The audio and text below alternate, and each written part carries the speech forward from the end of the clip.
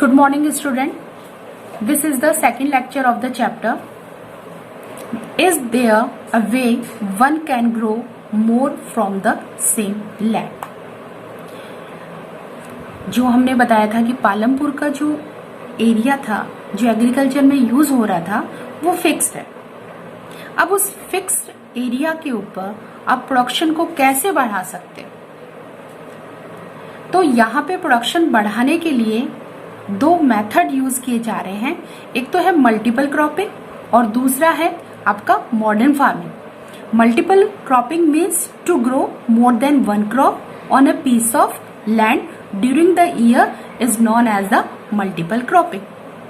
अब multiple cropping it means वहां के फार्मर, ये कैसे पॉसिबल हो पा रहा है कि वहां के फार्मर साल में दो या दो से ज्यादा क्रॉप ले पा रहे हैं? तो ये पॉसिबल हो पा रहा है इरिगेशन की मदद से, इरिगेशन की हेल्प से. और इरिगेशन इसलिए अच्छे से वर्क है वहां पे क्योंकि इलेक्ट्रिसिटी वहां पे है. और यही कारण है कि वहां के फार्मर रबी, खरीफ और एक तीसरी नई क्रॉप जो अक्टूबर और दिसंबर के बीच में ली जा रही है, जायद क्रॉप ली जा रही है, वो तीनों क्रॉप वहां पे पॉसिबल हो पा रही है. यहाँ पे मैं मॉडर्न फार्मिंग को थोड़ा सा डिटेल के साथ आपको समझाऊंगी कि मॉडर्न फार्मिंग क्या है. तो ग्रीन रेवोल्यूशन से पहले जो भी फार्मिंग करने का जो मेथड था वो ट्रेडिशनल मेथड था, जिसमें ट्रेडिशनल टूल्स यूज किए जाते थे और ट्रेडिशनल सीड यूज किया जाता था. फर्टिलाइजर के नाम पर हम बोल सकते हैं कि जो फार्मर है वो काउ डंग और fertiliser manure, natural manure use करते थे. ये सारी की सारी चीजें जो है वो घर में अवेलेबल हो जाती थी फार्मर के लिए, तो वो ज्यादा इतना उनके लिए महंगा नहीं होता था. लेकिन इसका ड्रॉबैक यही रहता था कि जो मॉनसून पे ये डिपेंड है, नेचुरल फर्टिलिटी पे ये डिपेंड है, तो उसका रिजल्ट ये होता था कि जो प्रोडक्शन होता था वो बहुत ही कम होता था. अब ग्रीन रेवोल्यूशन जो कि इन द लेट 1960s में इंट्रोड्यूस किया गया था, उसमें वीट और राइस के ऊपर मेन फोकस किया गया था. और फर्स्ट टाइम जब ये ग्रीन रेवोल्यूशन शुरू किया गया था तो उसके लिए जो स्टेट सिलेक्ट किए गए थे वो थे आपके पंजाब, हरियाणा एंड वेस्टर्न उत्तर प्रदेश. वहां पे फर्स्ट टाइम ये मॉडर्न फार्मिंग शुरू की गई थी. मॉडर्न फार्मिंग या ग्रीन रेवोल्यूशन था वो पैकेज ऑफ टेक्नोलॉजी था जिसमें हर एक चीज टेक्नोलॉजी के ऊपर बेस्ड थे. सबसे पहले अगर हम सीड्स की बात करें तो वो सीड्स भी क्या थे? HYV सीड्स थे. केमिकल, फर्टिलाइजर, पेस्टिसाइड्स, मशीनरी और आपका इरिगेशन सिस्टम के लिए उन्होंने ट्यूबवेल को सेटअप किया गया था. ये सारी चीजें एक पैकेज उन्होंने बनाया था और यहाँ पे first time Punjab, Haryana, western Uttar Pradesh पर उसे प्रैक्टिस किया गया. और उसका रिजल्ट क्या हुआ?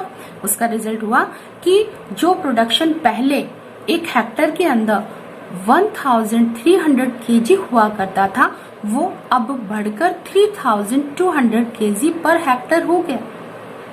इट मीन्स हम बोल सकते हैं कि ग्रीन रेवोल्यूशन का यहाँ पे हमें फायदा दिखाई दे रहा है. मेरिट्स हैं हमारे पास यहाँ पे ग्रीन रेवोल्यूशन के. तो डायरेक्ट क्वेश्चन आपका मेरिट से पूछा जाता है ग्रीन रेवोल्यूशन का, तो सबसे पहले कि जो प्रोडक्शन था वो बढ़ चुका है. और दूसरी चीज है कि चीजें जैसे मशीनरी का यूज किया जा रहा है तो वर्क जो है अब फास्टर और इजियर हो गया था. साथ ही प्रोडक्शन ज्यादा हो जाने के कारण जो सरप्लस, जो एक्स्ट्रा सरप्लस हो रहा था वो मार्केट में फार्मर सेल कर सकते थे और उनकी अर्निंग जो है अब बढ़ गई है. और इरिगेशन फैसिलिटी अवेलेबल हो जाने के कारण फार्मर साल में 2 या 3 क्रॉप ले पा रहे थे. तो ये सारी चीजें हैं, ये हम मेरिट में डाल सकते हैं. ये मेरिट है आपके ग्रीन रेवोल्यूशन का, मॉडर्न फार्मिंग का. लेकिन हम इसके डीमेरिट्स भी, इसके ड्रॉबैक भी डिस्कस करेंगे आपके साथ. लेकिन ये ड्रॉबैक आपको दिए गए हैं टॉपिक 3rd में. Will the land sustain? क्या लैंड ऐसे ही मिलती रहेगी? आप सब जानते हो कि लैंड एक नेचुरल रिसोर्स है. अगर केयरफुली इसका यूज किया जाए तो ये अपनी फर्टिलिटी के साथ वर्क कर सकती है।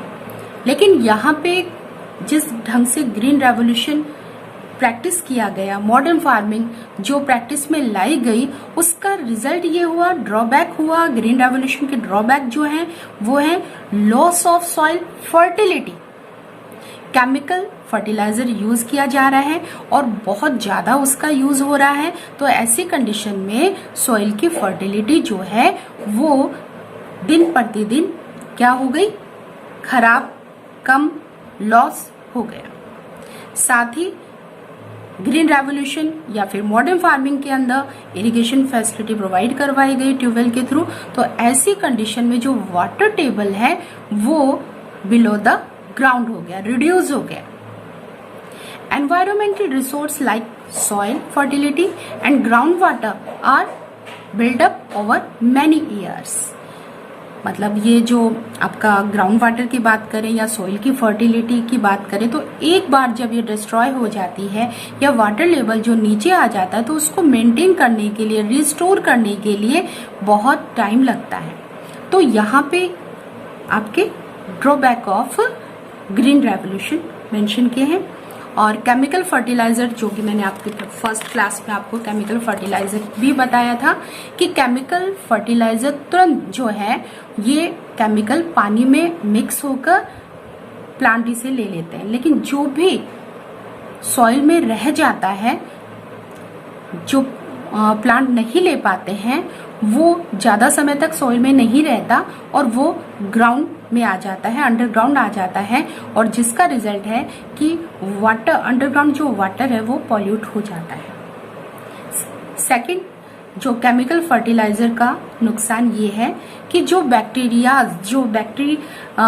बोलो तो माइक्रो ऑर्गेनिज्म जो है वो सॉइल के अंदर रहते हैं, वो खत्म हो जाते हैं, जिसके कारण सॉइल जो है वो अपनी फर्टिलिटी को मेंटेन नहीं कर पाती है। साथ ही अगर कंटिन्यू कंजप्शन केमिकल का ऐसे ही होता रहे, हम जो भी खाना खाते हैं अगर आपने केमिकल के थ्रू उसको ग्रो किया है, तो ऐसी कंडीशन में कुछ न कुछ केमिकल हमारे शरीर के अंदर भी जाता है जो कि नुकसानदायक होता है। तो ये आपके हो गए केमिकल फर्टिलाइजर के नुकसान। How is land distributed between the farmer of Palampur.